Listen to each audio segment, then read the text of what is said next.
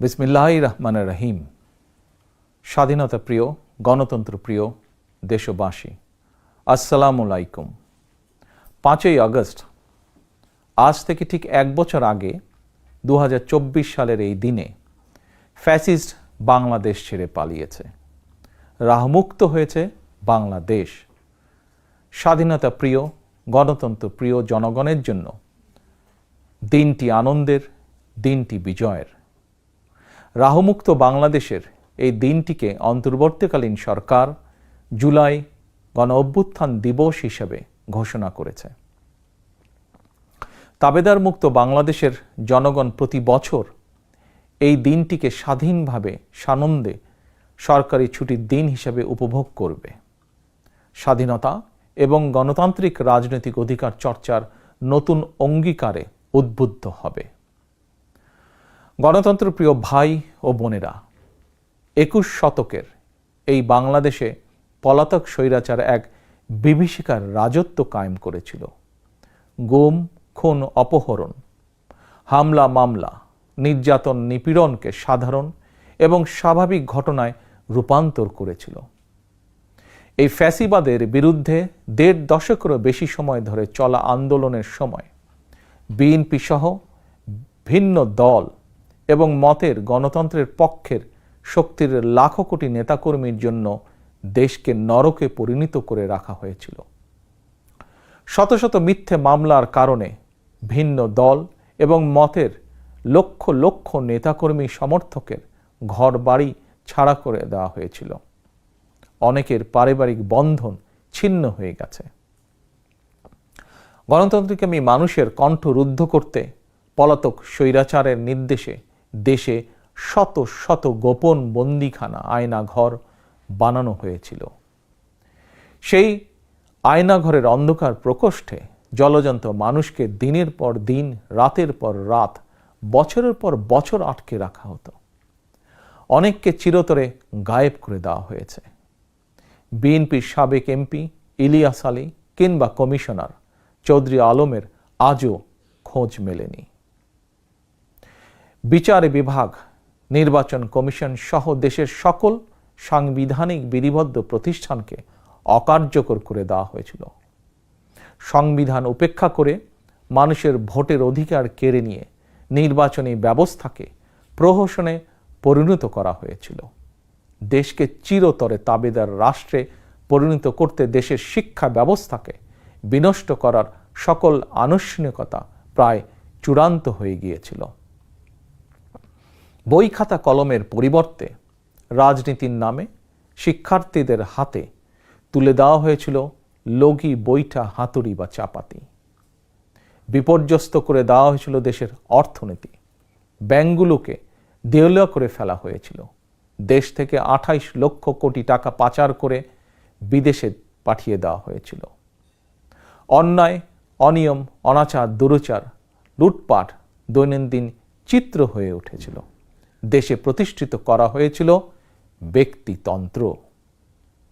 তবে শেষ রক্ষা হয়নি দেশের সকল শ্রেণী পেশার মানুষ, ছাত্র জনতা, কৃষক, শ্রমিক, রিক্সা চালক, মুঠে মজুর, গার্মেন্টস কর্মী, হোটেল রেস্তোরাঁ কর্মী, পরিবহন শ্রমিক, সাংবাদিক, বুদ্ধিজীবী, সংস্কৃতি কর্মী, গৃহবধূ, নারী, শিশু, এমনকি আমাদের মায়েরা সকলেই ঐক্যবদ্ধ হয়ে জুলাই আগস্টের গণ অভ্যুত্থানে রাজপথে নেমে এসেছিলেন।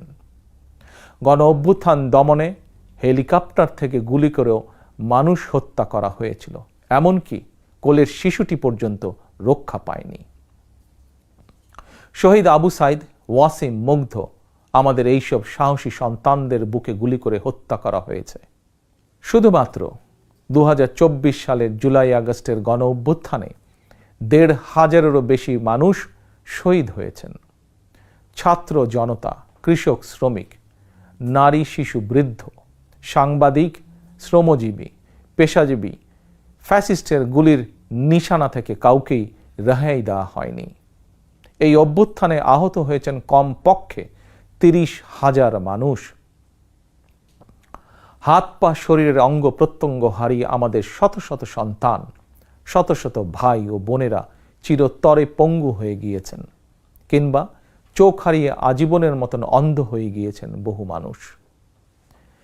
এজন্যই আমি বলি, 1971 সাল ছিল স্বাধীনতা অর্জনের যুদ্ধ, আর 2024 সাল ছিল স্বাধীনতা রক্ষার যুদ্ধ। 1971 সালে শহীদ মুক্তিযোদ্ধাদেরকে বাংলাদেশ ভোলেনি। 24-এর গণ অভ্যুত্থানে শহীদদেরকেও বাংলাদেশ ভুলবে না।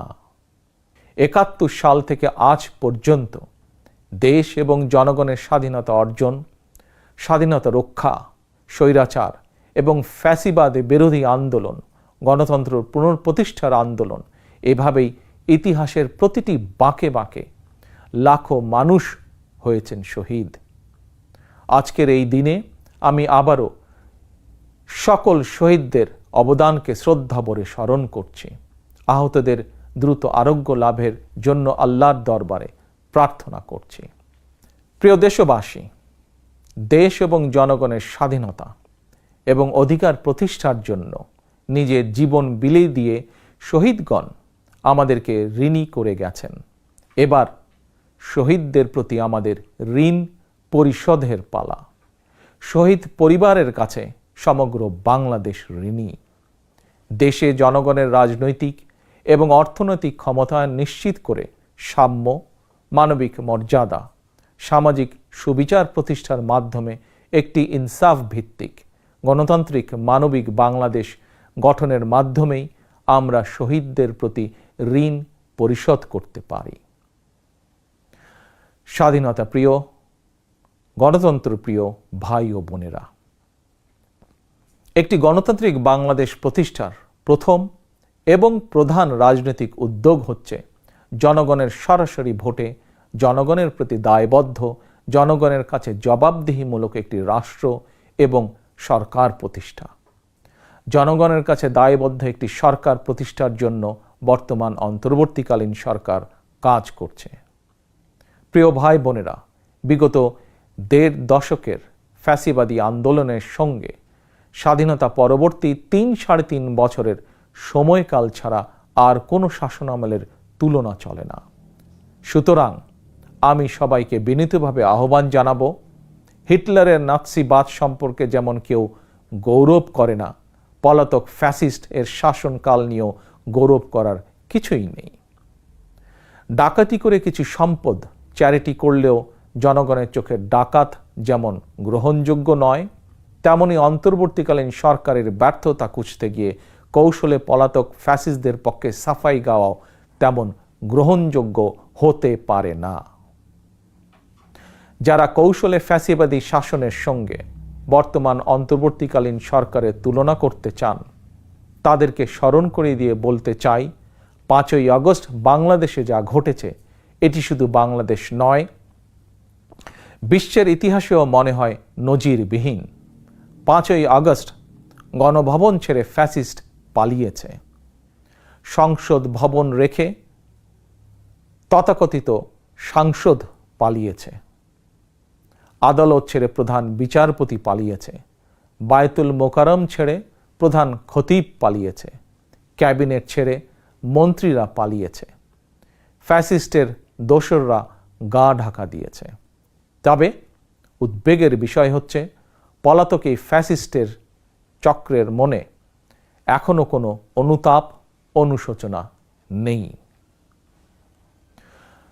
প্রিয় ভাই ও বোনেরা, হাজারো শহীদের রত্ন স্নাত রাজপথে ফ্যাসিবাদ বিরোধী অভূতপূর্ব জাতীয় ঐক্য গড়ে উঠেছে।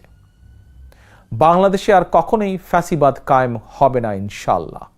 কাউকে গণতন্ত্র হত্যা করার সুযোগ দেওয়া হবে না।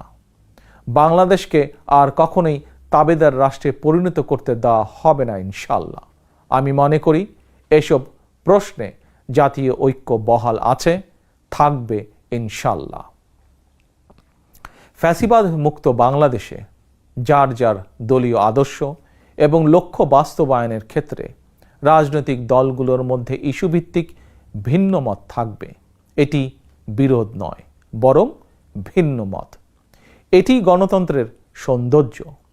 তবে ভিন্ন মত কিংবা বিরোধের মাত্রা যেন ফ্যাসিবাদ, উগ্রবাদ, চরমপন্থার উত্থান কিংবা পুনর্বাসনের কারণ না হয়ে দাঁড়ায়, সে ব্যাপারে প্রতিটি রাজনৈতিক দল এবং গণতান্ত্রিকামী জনগণের প্রতি সতর্ক থাকার জন্য বিনীত আহ্বান জানাই।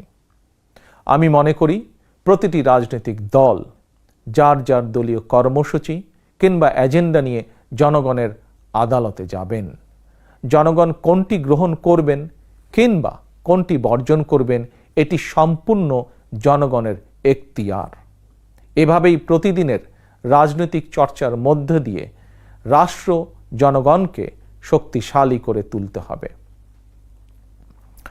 প্রিয় ভাই ও বোনেরা, স্থানীয় সরকার থেকে আরম্ভ করে জাতীয় সংসদ পর্যন্ত প্রতিটি স্তরে জনগণ যখন সরাসরি নিজের পছন্দের প্রার্থীকে নিজের ভোট প্রয়োগ করে প্রতিনিধি নির্বাচন না করবে, সরকার গঠন কিংবা সরকার পরিবর্তনের ক্ষমতা অর্জন করতে না পারবে, ততদিন পর্যন্ত রাষ্ট্র এবং সরকারে জনগণের ক্ষমতা প্রতিষ্ঠিত হবে না।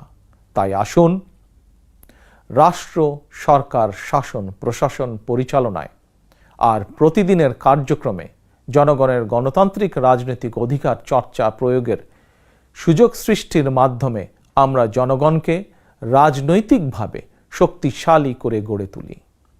জনগণকে শক্তিশালী করে তুলতে না পারলে শেষ পর্যন্ত কোনো কিছুই শক্তিশালী এবং টেকসই হবে না। প্রিয় দেশবাসী, 2024 সালের 5ই আগস্ট বাংলাদেশের ইতিহাসের ঘৃণ্যতম ফ্যাসিস্ট পালিয়ে যাওয়ার পরপরই বীর জনতার উদ্দেশ্যে দেওয়া এক অভিনন্দন বার্তায় আমি বলেছিলাম, বিজয়ের কাছে পরাজিতরা নিরাপদ থাকলে বিজয়ের আনন্দ মহিমান্বিত হয়। সেটি পুনরায় স্মরণ করিয়ে দিয়ে দেশের গণতান্ত্রিকামী জনগণের প্রতি আমার আহ্বান, কেউ আইন নিজের হাতে তুলে নেবেন না, মব ভায়োলেন্সকে উৎসাহিত করবেন না, নারীর প্রতি সহিংস আচরণ করবেন না, অন্যের স্বাধীনতার প্রতি শ্রদ্ধাশীল থাকুন। একজন মায়ের চোখে বাংলাদেশ যেমন, আমরা তেমন একটি বাংলাদেশ গড়তে চাই যেখানে দল, মত, ধর্ম, বর্ণ নির্বিশেষে বিশ্বাসী, অবিশ্বাসী, সংশয়বাদী প্রতিটি সন্তান, প্রতিটি মানুষ নিরাপদে থাকবে। আজ এবং আগামীর প্রতিটি 5ই আগস্ট হয়ে উঠুক গণতন্ত্র, সুশাসন প্রতিষ্ঠা আর মানবিক মানুষ হয়ে ওঠার অঙ্গীকারের দিন। এই সুমহান অঙ্গীকার বাস্তবায়নের দীর্ঘ যাত্রায় আমি এবং আমার দল বিএনপি দেশের সকল গণতান্ত্রিকামী জনগণের সমর্থন এবং সহযোগিতা আশা করছি। আল্লাহ হাফেজ। বাংলাদেশ জিন্দাবাদ। বাংলাদেশ জাতীয়তাবাদী দল জিন্দাবাদ।